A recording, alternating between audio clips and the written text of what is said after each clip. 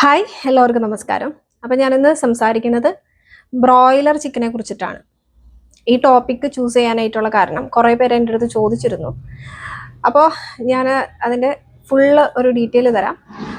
ഞാനടക്കമുള്ള കുറേ പേര് main protein source ആയിട്ട് ഡിപ്പെൻഡ് ചെയ്തിരിക്കുന്നത് ബ്രോയിലർ ചിക്കനാണ്. കാരണം അത് ഈസിലി അവൈലബിൾ ആണ്, ചീപ്പറാണ്, കുക്ക് ചെയ്യാനായിട്ട് എളുപ്പമാണ് നമ്മുടെ നാടൻ ചിക്കനെ അപേക്ഷിച്ച്. പക്ഷേ ഇത് നമ്മൾ ഉപയോഗിച്ച് തുടങ്ങി കഴിഞ്ഞാൽ എല്ലാ വീടുകളിലും പറയുന്നതാണ് ഹോർമോൺ ഉണ്ട്, സോ അധികം ഉപയോഗിക്കരുത്. അത് അധിക നാളൊന്നും ഉപയോഗിക്കാൻ പാടില്ല എന്നാണ് പറയുന്നത്. പിന്നെ പെൺകുട്ടികൾ ഏർലി പ്യൂബേർട്ടി, അതായത് പെട്ടെന്ന് പ്രായപൂർത്തിയാവുന്നത് ഈ ബ്രോയിലർ ചിക്കൻ കഴിച്ചിട്ടാണ്. ഇതൊക്കെയാണ് ഇതിൻ്റെ മേലുള്ള ഒരു കുറ്റം. അപ്പോൾ എന്താണ് നമുക്ക് സത്യാവസ്ഥ എന്ന് നോക്കാം. First of all, hormone treatment എന്ന് പറയുന്നത് ഹൈലി എക്സ്പെൻസീവ് ആണ്. നമുക്ക് ഈ ഫാമിലൊന്നും അത് അഫോർഡ് ചെയ്യാനായിട്ട് അവർക്ക് പറ്റത്തില്ല. പ്രത്യേകിച്ച് ഇന്ത്യയിൽ അത് വളരെ ബുദ്ധിമുട്ടാണ്. രണ്ടാമത്തെ കാര്യം, എന്തുകൊണ്ടാണ് ബ്രോയിലർ ചിക്കൻ ഫാസ്റ്റ് ആയിട്ട് ഗ്രോ ചെയ്യുന്നത്? അത് രണ്ട് മെത്തേഡാണ്.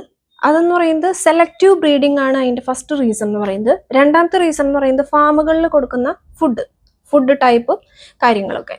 അപ്പോൾ എന്താണ് സെലക്റ്റീവ് ബ്രീഡിങ്? സെലക്റ്റീവ് ബ്രീഡിംഗ് എന്ന് പറയുമ്പോൾ നമ്മൾ കുറച്ച് പാറ്റേൺ നോക്കും. നമ്മൾ ബ്രീഡ് ചെയ്യുന്ന സമയത്ത് നമ്മൾ കുറച്ച് ക്രൈറ്റീരിയ നോക്കും.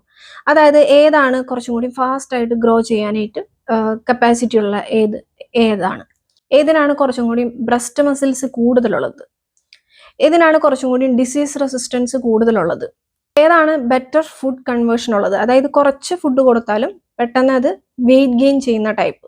അപ്പോൾ ഈ ഫാക്ടേഴ്സ് ഒക്കെ ചെക്ക് ചെയ്തതിന് ശേഷമാണ് ഇവർ ബ്രീഡ് ചെയ്യുന്നത്. അപ്പോൾ ഈ ബ്രീഡിങ് ഔട്ട്കം എന്ന് പറയുന്നത് നമുക്ക് ഫാസ്റ്റ് ഗ്രോ ആയിട്ടുള്ള ബ്രോയിലർ ചിക്കൻ നമുക്ക് അതിൻ്റെ ഔട്ട്കം കിട്ടും. അത് ബ്രസ്റ്റ് മസിൽസ് ഒക്കെ ഭയങ്കര എൻലാർജ്ഡ് ആയിരിക്കും. പിന്നെ അതിന് ഡിസീസ് റെസിസ്റ്റൻസ് കുറച്ച് കൂടുതലായിരിക്കും. അങ്ങനെ നമ്മൾ ഈ സെലക്റ്റീവ് ബ്രീഡ് ചെയ്ത് ഈ ബ്രോയിലർ ചിക്കന് കുറച്ചും കൂടി അവരുടെ ഈ ഫാസ്റ്റ് ഗ്രോയിങ് ടെൻഡൻസി കൂടി വരും. അത് സെലക്റ്റീവ് ബ്രീഡിങ് വഴിയാണ് ഇത് നടക്കുന്നത്. പിന്നെ രണ്ടാമത്തെ ഫാമുകളിൽ നമ്മൾ പ്രോട്ടീൻ പൗൾട്രി ഫീഡാണ് അവർ കൊടുക്കുന്നത്. പിന്നെ വൈറ്റമിൻസും മിനറൽസും, അതുപോലെ അവരുടെ മൂവ്മെന്റ് റെസ്ട്രിക്റ്റഡ് ആയിരിക്കും. അവർ അധികം ഓടി ചാടി കളിക്കാത്ത അവരെ മൂവ്മെന്റ് റെസ്ട്രിക്റ്റഡ് ആക്കി അവരെ വെച്ചിട്ടുണ്ടാവും ഒരു സ്ഥലത്ത്. പക്ഷെ നാടൻ ടൈപ്പ് നമ്മൾ നോക്കുമ്പോൾ അവർ നാച്ചുറൽ ഫീഡാണ് അവർക്ക് കൊടുക്കുന്നത്. അവർക്ക് പ്രത്യേകിച്ച് മൂവ്മെന്റ് റെസ്ട്രിക്ഷൻ ഒന്നും ഇല്ല. അതുകൊണ്ട് തന്നെ അവരുടെ ഒരു ഗ്രോത്ത് പീരീഡ് എന്ന് പറയുന്നത് ഏകദേശം 3 to 4 months ആണ് വരുന്നത്.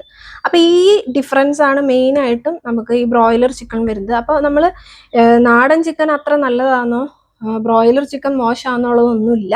രണ്ട് ചിക്കനും സേഫ് ആണ്. പക്ഷെ നമുക്ക് കുറച്ചും കൂടി കഴിക്കാൻ കൺവീനിയൻറ്റ് ബ്രോയിലർ ചിക്കൻ ആണ്. പിന്നെ അത് മാത്രമല്ല, നമ്മൾ എത്ര ക്വാണ്ടിറ്റി കഴിക്കുന്നു, എന്താണ് കുക്കിംഗ് മെത്തേഡ്, ഇതിനൊക്കെ ഡിപ്പെൻഡ് ചെയ്തിരിക്കും അതിൻ്റെ ക്വാളിറ്റി എന്ന് പറയുന്നത്. പിന്നെ എന്തുകൊണ്ടാണ് ഏർലി പ്യൂബേർട്ടി, അതായത് കുട്ടികൾ പെട്ടെന്ന് പ്രായപൂർത്തിയാവുന്നത്, പെൺകുട്ടികൾ, അതിന് കുറച്ച് റീസൺസ് ഉണ്ട്. ഇപ്പോഴത്തെ കുട്ടികൾ എന്ന് പറയുന്നത് ഹൈ കാലറി അടങ്ങിയ ഫുഡുകളാണ് കഴിക്കുന്നത്. ഒരു ദിവസം അവർക്ക് വേണ്ട കാലറിയേക്കാൾ അധികമാണ് അവർ കഴിക്കുന്നത്. രണ്ടാമത്തെ റീസൺ എന്ന് പറയുന്നത് ഒബേസിറ്റി, വണ്ണം, തടി ഒരു കാരണമാണ്. ഏർലി പ്യൂബേർട്ടിക്ക് തടി ഒരു കാരണമാണ്. മൂന്നാമത്തെ കാര്യം എന്ന് പറയുന്നത് എൻവയോൺമെന്റൽ ഫാക്ടേഴ്സ്, അതായത് ഈ പ്ലാസ്റ്റിക് മുതലായവ, അതും വേറൊരു ഫാക്ടറായിട്ട് വരുന്നുണ്ട്. അടുത്തൊരു കാര്യം എന്ന് പറയുന്നത് ജെനറ്റിക്സ്. ഇതാണ് മെയിനായിട്ട് വരുന്നത്. അല്ലാണ്ട് ചിക്കൻ കഴിച്ചിട്ട് ഒരു കുട്ടിയും ഏർലി പ്യൂബേർട്ടി വരുന്ന ഒരു സയന്റിഫിക് എവിഡൻസും ഇല്ല. അപ്പം നിങ്ങൾക്ക് ധൈര്യമായിട്ട് സേഫായിട്ട് ചിക്കൻ കഴിക്കാം. പക്ഷെ ക്വാണ്ടിറ്റി ശ്രദ്ധിക്കണം, പിന്നെ കുക്കിംഗ് മെത്തേഡും ശ്രദ്ധിച്ചാൽ മതി. അപ്പോൾ അതിന് മുൻപ് നമ്മൾ പേഴ്സണലൈസ്ഡ് ഡയറ്റ് പ്ലാൻ ചെയ്ത് കൊടുക്കുന്നുണ്ട്. അപ്പോൾ നിങ്ങൾക്ക് ഇൻട്രസ്റ്റ് ഉണ്ടെങ്കിൽ നിങ്ങൾ ഈ താഴെ കാണുന്ന നമ്പറിൽ എന്നെ കോൺടാക്ട് ചെയ്യണം. ബൈ.